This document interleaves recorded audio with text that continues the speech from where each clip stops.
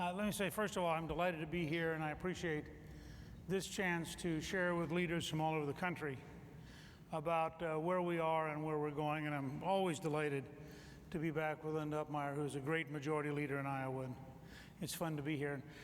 I want to commend all of you because I think in picking Lisa Nelson to be your new CEO, you have somebody who's going to be a tremendous leader.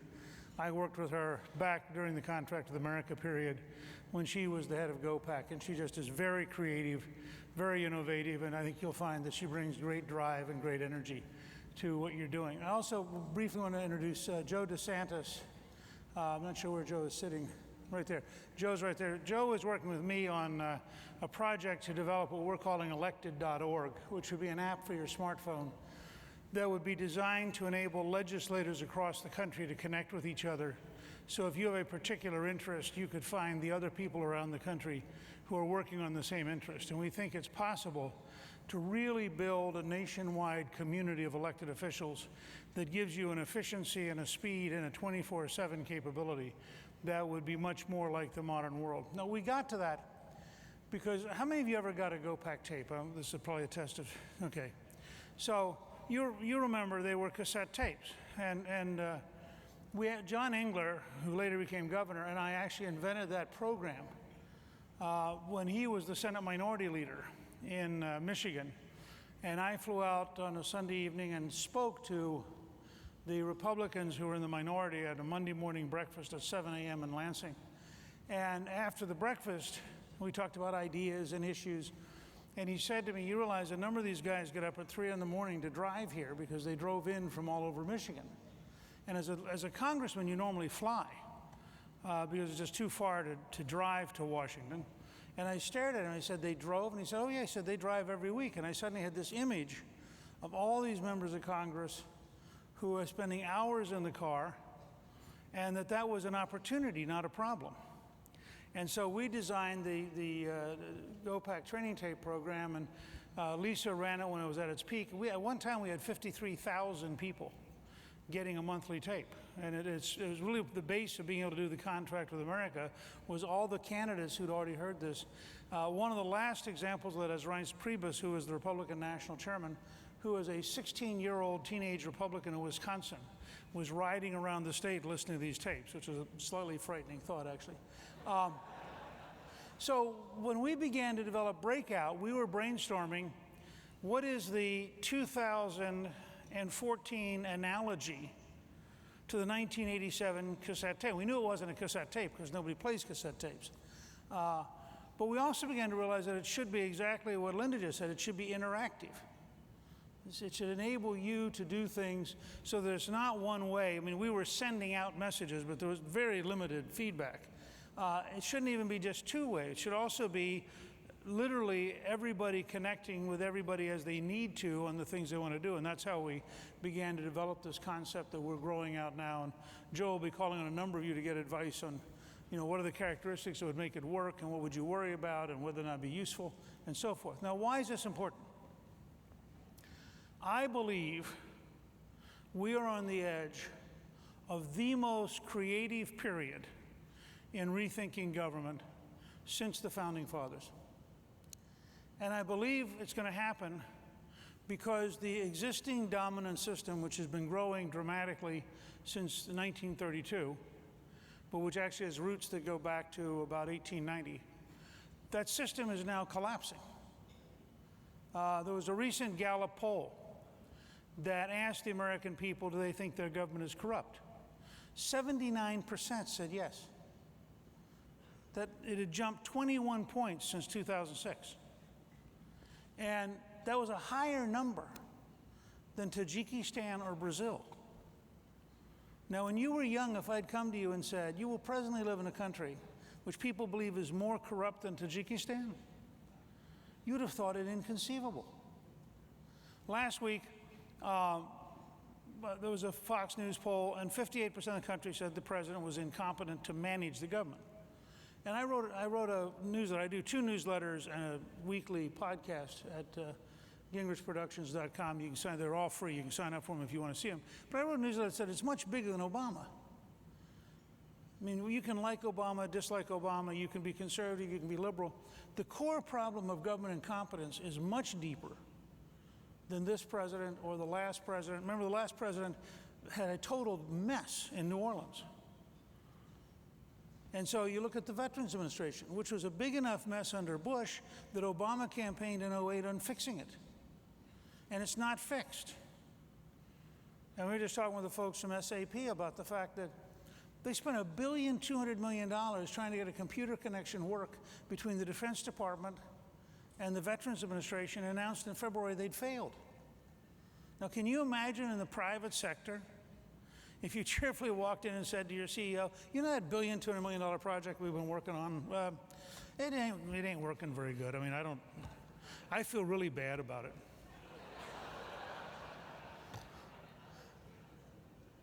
Well, that's what they did. I mean, it is. So we have assigned 2 people at Gingrich Productions who have been pulling together the VA. They worked with the House and Senate Republican staffs, and they worked with the CNN investigative unit. And we built an interactive map, which now has 70, you can go to Gingrich Productions and see this, there's 72 sites that have corruption. And you touch one of the sites, and it links you to all the articles for that site. And the reason we did it was we wanted to make the case, this is not a handful of bad actors. This is not 5 or 10 bad bureaucrats. This is a systemic problem that goes across the whole process. And I think there are profound reasons for it. And I think it's going to set the stage for the most profound change in American politics since 1932, when Franklin Delano Roosevelt established the right versus left model that we've been fighting within for 82 years. And I think the next great wave is going to be future versus past. And it's based on a very simple model, which I suspect all of you are familiar with, but you probably don't apply it to government. Let me give you a couple examples. How many of you have gotten money out of an ATM outside the US? Raise your hand if you've ever gotten cash out of an ATM. Over half of you, right? So this is not magic. You walk up to an anonymous machine. You put in a plastic card. You punch in a 4-number code. I did it recently in Kazakhstan. So it reached out through 10 time zones, across about 9 international borders, found my bank, verified who I was, validated that I had enough money, and gave me the local currency. And by the way, I had no idea what the exchange rate, and neither did you, but you were gambling that it was a better exchange rate than your hotel. It took consistently, I've done this all over the world, it consistently takes less than 11 seconds. And Lisa was telling me from her background at Visa that it actually technically takes 3 seconds.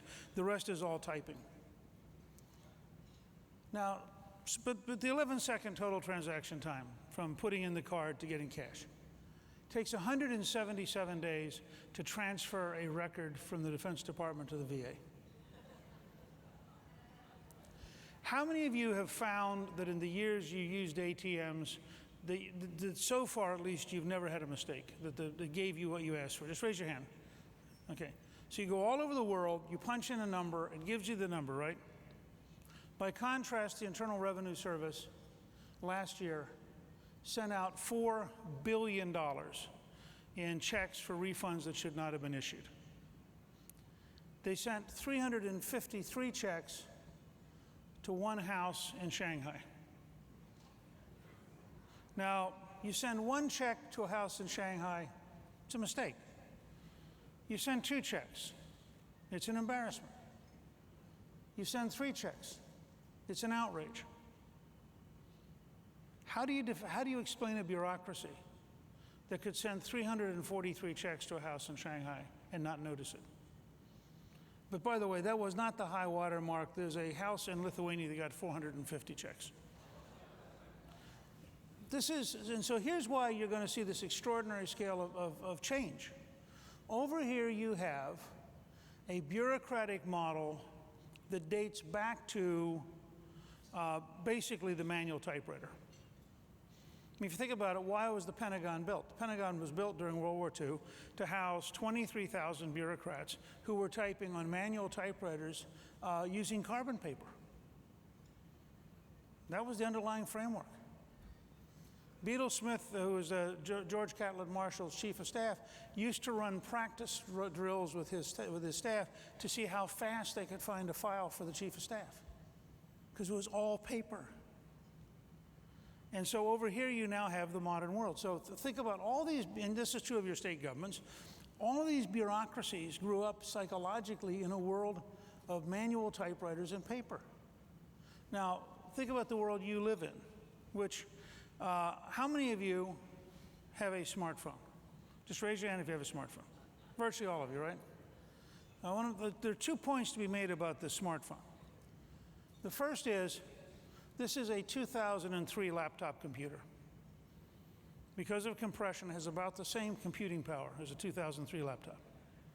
But that doesn't explain it, because what's really powerful about the smartphone is its connectivity, not its internal computation. How many of you have GPS on your smartphone? How many of you no longer carry maps? I mean, just think about this. Callista and I were in southern France last year, staying in Avignon, and some friends of ours who actually live in Provence picked us up, took us out to dinner. They were from a different part of the area. We come out of this rural French restaurant at 11:30 at night, totally dark, no road signs, and they get lost. And they're arguing and trying to figure out which way to turn. And Callista put up with this for about 10 minutes. She pulled out her phone, typed in our hotel address, and in seconds, a voice said in English, go 1.3 miles and turn left. And we promptly got back to the hotel. Now, this is magic. Duolingo, I don't know do any of you use Duolingo, or have any of you looked at Duolingo? It's D-U-O-Lingo. You did? Anybody else? I'm just curious. Okay, one here. Duolingo is a free, let me repeat this word because it's so unusual to government. You know, how would you set up the bidding process? They'd fill in free. You say, yes, but we need to consider the costs. Duolingo, it was announced at a meeting last month on apps and the internet that Google hosted. The Duolingo now probably has more people learning languages online than all of the language classes in the United States. Yet I'll bet not a single one of your school systems uses Duolingo. I have a sister-in-law who teaches and is currently teaching at an inner-city school in Harrisburg. She's consulting for 7th, 8th, and 9th graders. And we're talking about the fact that the president has a plan to try to get every student to have at least 1 hour a day in front of a computer, and that every student in her middle school has a smartphone. But if they take the smartphone out, it will be confiscated, because you can't tell what they're going to do with it. It breaks down discipline. What if they were learning something that wasn't in the state curriculum? What if they were wasting their time playing a game because they found it sharpened their skills and they enjoyed it? And so you get into this whole fundamental change in where we're going. Now, let me give you an example of how this applies to you. I think every legislature should create a working group on the smartphone and public policy. And you work at it from two ends: the bureaucracy and the citizen. And by the way, it may shock some of you, but after you finish reading Breakout, I mean, let's be serious, I'm not going to suggest another book before Breakout, but after you finish reading Breakout, you should get Citizenville by Gavin Newsom, the Lieutenant Governor of California and former mayor of San Francisco. It is the best book I have read on the impact of the smartphone on citizens. And it starts with the concept, have any of you ever played Farmville? Well, raise your hand, come on, don't be ashamed. Has anybody here played Farmville? 1, 2, 3, okay. Hundreds of thousands, I asked this of a college group the other day, there's a lot more hands went up. Hundreds of thousands of people have played this game where you can own a farm and buy cows and build a barn and buy a tractor and all that stuff. And so what Newsom says is, what if you had Citizenville? So for example, you're driving down the street, you see a pothole, you take a picture of it with your GPS locator, you send it immediately to your highway office for your county, you get 10 points as a citizen. And so the whole range, and he has some real examples that are actually being done in various towns that are experimenting around the country. So you start with two different layers. One is, what does the smartphone mean over here for citizens? How do we empower you to do better? And this is going to pose many big fights. I mean, there's a guy at MIT who's developing an app which allows you to measure your own eyes and then send your optometrist the lens, the contact lens you need. Now that is going to be fought in every single state by the optometrist and the ophthalmologist, because it's going to take cost out of the system, and cost is their income. Remember, one person's cost is another person's living. And that's why when you start reducing costs, it's useful to let the market do it, because politically it's very expensive. And you have a whole series. I actually have an EKG app that we bought just because Dr. Burgess, who's a congressman from Dallas, he has 8 different medical apps on his smartphone. And so it cost $100. I had to get a prescription from my doctor to buy the EKG app, and you literally just slide it on and hold it, and it does an EKG and sends it to my doctor automatically, to my cardiologist. Now this is part of the future. So you start thinking, all of a sudden you start thinking about, what would a smartphone-centered Medicaid system look like? What would the VA, I'm giving a speech at AEI on August 12th, on what's a 21st century Veterans Service System, not Veterans Administration, Veterans Service System, where, for example, if the veteran had a smartphone with the VA app, when they filed to see the doctor, they would have the record on their own phone. So the Los Angeles hospital could not have eliminated 3,000 records in order to have a shorter waiting list. And you just get into all sorts of changes. So over here is government. Simplest example. Every teacher should take roll in every class on their smartphone and file it immediately. You would know every morning who was playing hooky, who was sick. You'd begin to build an automatic electronic record on every student. You'd know who'd been missing for 2 weeks. And by the way, particularly for big city schools, you would change the amount you paid, because they wouldn't be able to have pizza day to make sure that the maximum number of students actually showed up for the day that they had the head count. And you would actually be paying for the people who are actually in the room. I'm just giving this as a flavor of what's coming. I believe you're going to see an extraordinary scale of change. And I think most of it we have no idea about. I mean, just as if I'd walked in here 25 years ago and said to you, someday you're going to have a smartphone and you're going to give up your map, and this voice is going to tell you to turn right and turn left, and you just said, I'll never do that. I take great pride in getting lost. Particularly the males in the room. I mean, you know, males will not stop to ask for direction until they're on the verge of running out of gas. I mean, it's a very deep drive to say, I can fix this. And yet most of the males that I know now listen to this voice that tells them how to go there. I mean, it's that big a difference. So I think we're at the edge of an extraordinary time. I think it's going to affect every aspect of government. It's going to enable you to communicate with your constituents. It's going to enable you to empower your constituents. It's going to shift cost in ways that are going to lead to huge fights. But it's also going to dramatically improve the quality of what we're doing. And I really think that ALEC has a very major role to play in really enabling going out. I'll just close with this one example, and we're going to do a workshop in a little while. And I want you to have a flavor of this.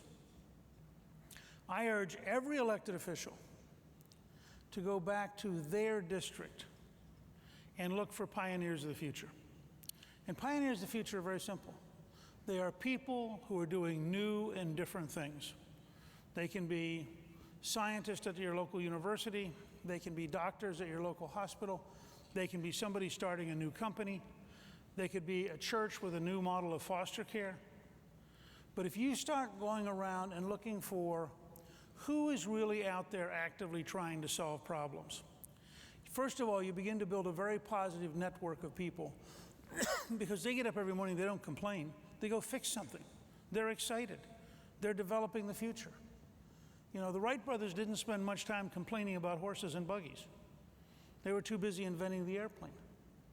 And they were having a good time, even though they failed some 500 times before they succeeded. But they were engaged. And every one of you will find, because this is just the nature of modern America, that in your district, there are very smart people doing very smart things. And if you go to them, excuse me, you go to them and you sit down and you say, tell me what you're doing. And then ask them, what can we do to accelerate what you're doing? And what does the government do to make it harder? And you begin to see a totally new agenda grow up, because you begin to understand how the prison guards of the past are stopping the pioneers of the future from developing better opportunities for the people that you represent and for your state. And you begin to be able to think about what we could be 10 years from now. Remember, Facebook and Google are very recent developments. The smartphone is a very recent development. And we're on a trajectory of thousands of these kind of developments. Our challenge for our generation is to bring our political process, the language of what we're doing, our policy proposals, up to the speed and the innovation and the creativity that we're seeing in our technologies. And if we do that, we will be a more prosperous, a healthier country. We will balance the budget. You inevitably drive things back to the local area because you empower people, not bureaucrats. And so you empower the country, not Washington. It becomes almost inevitable that power drifts out of Washington as a result of this kind of approach. And so I think this is a very exciting time. I'm thrilled to be here, and I look forward to your questions through this new technology.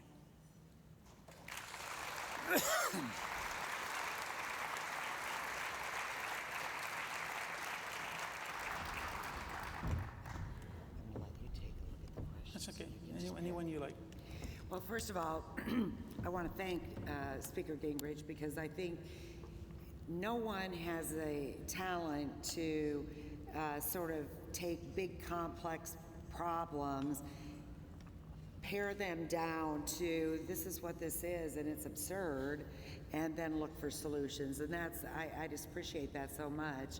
And I think the idea of looking for pioneers of the future is exactly what we all need to be doing.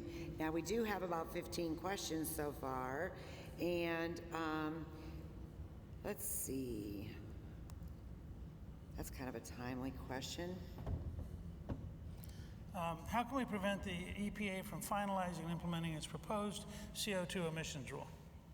I think the easiest way is to put together a consortium to reduce the cost of the rule to daily life. I've been through 3 or 4 cycles of this kind of thing, starting back in the Carter administration, where somebody in Washington, usually at EPA, but somebody in Washington comes up with some fancified big idea, and the minute it's explained to people in terms of, this is how the price of food is going to go up, this is how the price of transportation is going to go up, this is how the price of air conditioning is going to go up, this is how the price of heating is going to go up, and you explain that vividly enough in very human terms, not big macro terms for the country, but you have Sally Jones saying, gosh, when I learned this, this, this, and this, I don't see how we can do it. And my guess is that you will have early next year a bipartisan move to block EPA that will be so strong that it will be virtually impossible for them to implement it. Speaker Gingrich, we have another question. How do we stop the federal government from encroaching on states' rights? Well, I think there are 2 ways you do it. One is by much more, well, 3 ways. One is by much more aggressively filing lawsuits and going after the government, which has begun to work. You've begun to see the courts really indicate where the feds are overreaching. And I think we are at a turning point in that sense, from a very long pattern of expanding the federal government towards a sense that it's now way too big and has broken down the constitutional system. Second, obviously, as a practical matter, you elect people who will do that. I mean, you fight to get both parties to adopt platform planks, and you fight to nominate and elect people in both parties who understand that.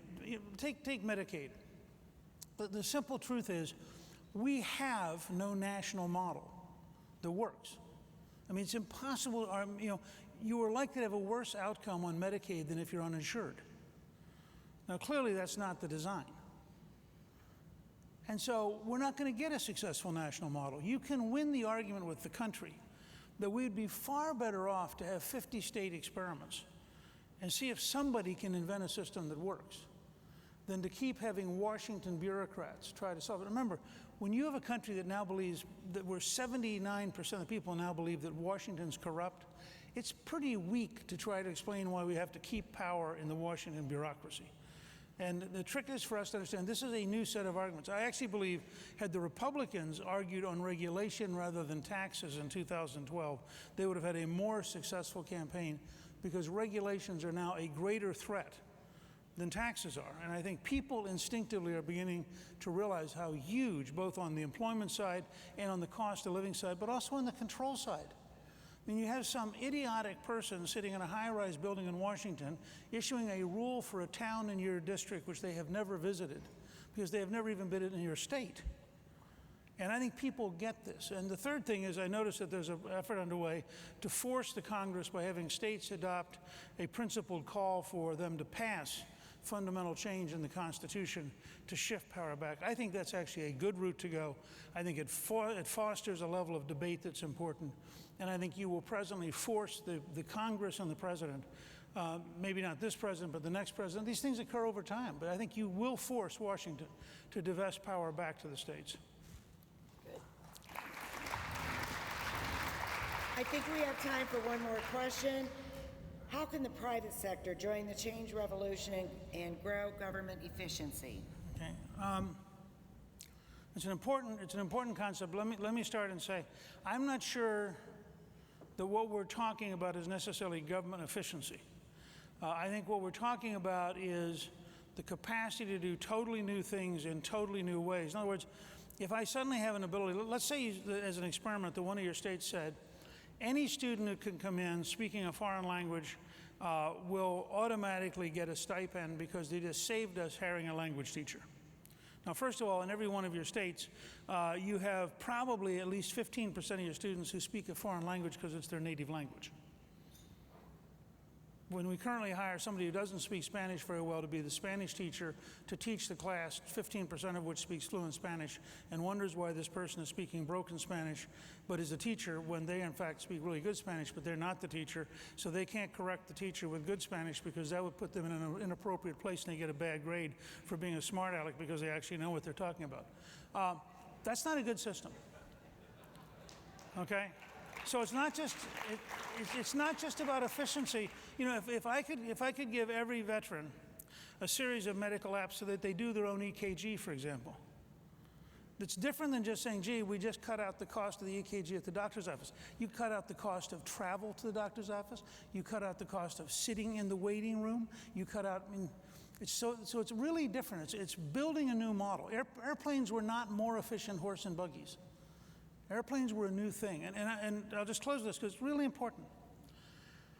We have no idea, if you take the private sector for profit, the private sector for nonprofit, purely personal activities, and government at every level, local, state, and federal, we have no idea the mix of those 25 years from now.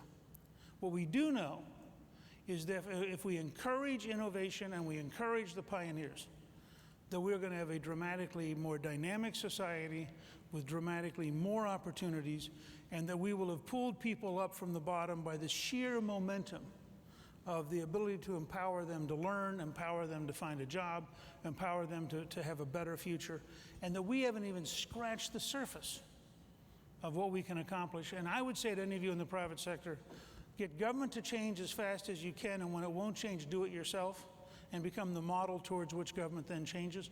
And you're going to find in the next few years an enormous breakthrough in our capacity to help our fellow citizens. And as a result, we will once again be the most dynamic, most prosperous, and safest country in the world. Thank you all very much.